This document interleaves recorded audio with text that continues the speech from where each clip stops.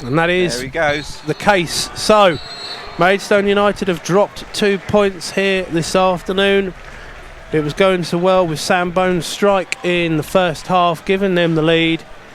And until that very long stoppage for Michael Falevi and his head injury, who we wish all the best and make sure he recovers, George Williams from that restart seemingly managing to find an equalising goal.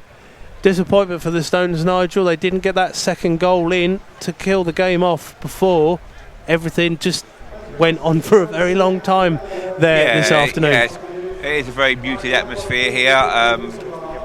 There's not the raucous cheers and that you would expect from Hemel, having got the late equaliser there. But I think they kind of grew into the game more in the second half. And like we said, Maidstone still had their chances, but more the play in the first half. I think it was Maidstone's first half.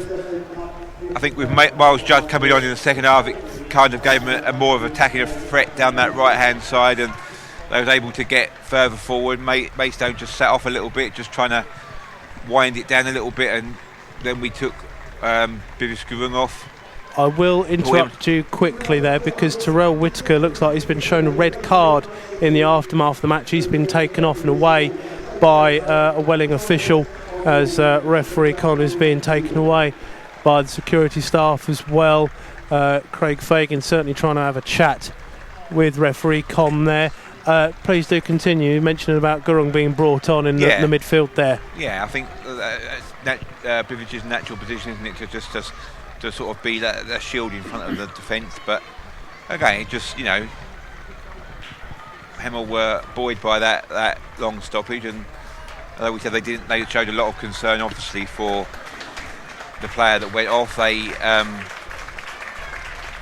were bright after that restart, and they got their goal and had the opportunities, as did Maidstone. So, on the overall performance, it's probably a fair result. Keeps the unbeaten record going here at the Gallagher Stadium, and just another point on the board. There's another point on the board. It makes interesting reading on the table. I think everybody else is probably halfway home from National League South games, although there is still, of course, the Worthing-Dover game that's going on, because they, of course, had at least 16 minutes plus of stoppages in their particular game. That's still 6-3 Worthing-Dover. I've just seen the club tweet come out of Joshua Yinsam with the red card. It did look to me like Terrell Whitaker was the one who was led off 12 rather than 26. Regardless, it was definitely one of the substitutes who was red carded by referee Con. Clearly not said anything too positive, frankly. Dover have made it 6-4 at Worthing, so seemingly the cricket match is going on down on the coast. Isn't it?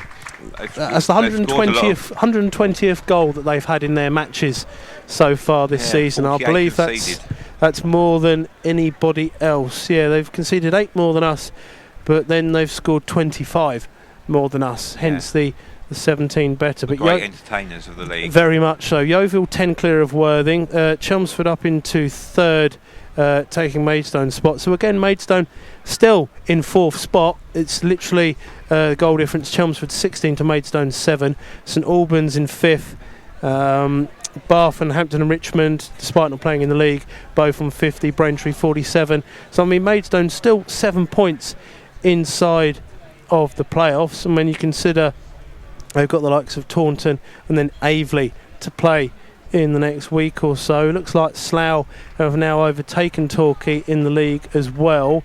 As seems to be the case in this hot take and the previous one. Not sure how much longer Gary Johnson, frankly, is going to be able to survive in that job. But at the same time, you still think he's only 5 points outside the playoffs. But to lose by the odd goal in 5 here on Tuesday seemed a good performance. To lose by the odd goal in 7 to a team below you. Yeah, I mean, I would say it's good entertainment for the fans down there at Playmore, but I wouldn't imagine there's very many of them there. From what I can see on social media, there's a lot of silent protests going on, a lot of fans turning up to the stadium and not actually going into the ground just to protest, because, let's not forget, what was it, 2 years ago. They lost on penalties in the playoff final, and it's been quite a fall from grace for a sort of a club with a proud history. So, that's a story for another day. I'm sure that will resolve itself in some way. But here at the Gallagher Stadium, it's finished 1-1. As we said, just another point towards our total.